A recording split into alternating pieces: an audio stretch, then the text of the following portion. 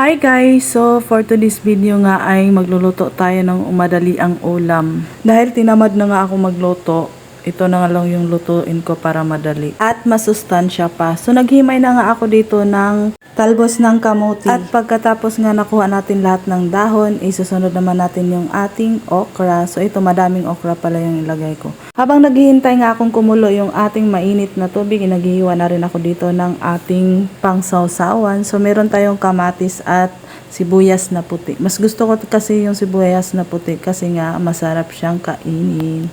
So hihiwain lang po natin ito. Medyo malaki yung pagkahiwa ko kasi gusto ko talaga yung malaki. Huy! Tinamad na rin kasi ako magluto kasi nga galing din kami sa trabaho ni Mayor. Kaso nga lang si Mayor hindi naman siya kakain ng ganito. Kaya nilutuan ko rin siya ng chicken tocino. At dito naman sa ating kawala ay hindi pa pala siya kumulo. Kaya tinakpan na lang po natin. Tapos maya maya niyan kumulo na. Tapos ilalagay na po natin yung ating okra. Ang tawag namin dito sa okra dati is namo okra. Hoy! Pagkatapos nating mailagay lahat ng ating okra, syempre takpan natin para mabilis maluto. So ito na nga pagkabukas ko, luto na nga po siya.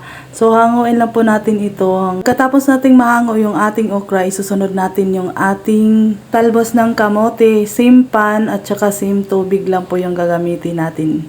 So ito na nga, halo-halo ko lang kasi konting luto lang po talaga itong talbos ng kamote kasi mabilis lang po itong maluto. So ito na nga, luto na nga po siya, hangoy na po natin. So dito naman sa ating isang pan, naglalagay na rin tayo dito ng ating tocino.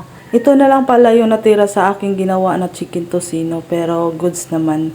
Sa susunod gagawa ako ng medyo madami-dami para matagal siyang maubos. Uy, so dito binabaliktad ko na nga siya para naman mabalance yung pagkaluto niya. Tapos maya-maya niyan lalagyan ko po siya ng kaunting mantika kasi ito na po yung pagpapaluto sa kanya. So ito na nga, luto na nga po yung ating chicken tocino. At papatayin na nga natin yung itong kalan. So hanguin na po natin ito. Tapos ito na po yung ating ulam for today's video.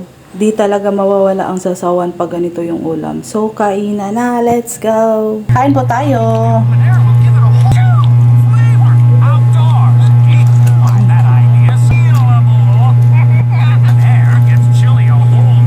Wala na itong tulang bukid. Gusto yung utan ka ng Kura.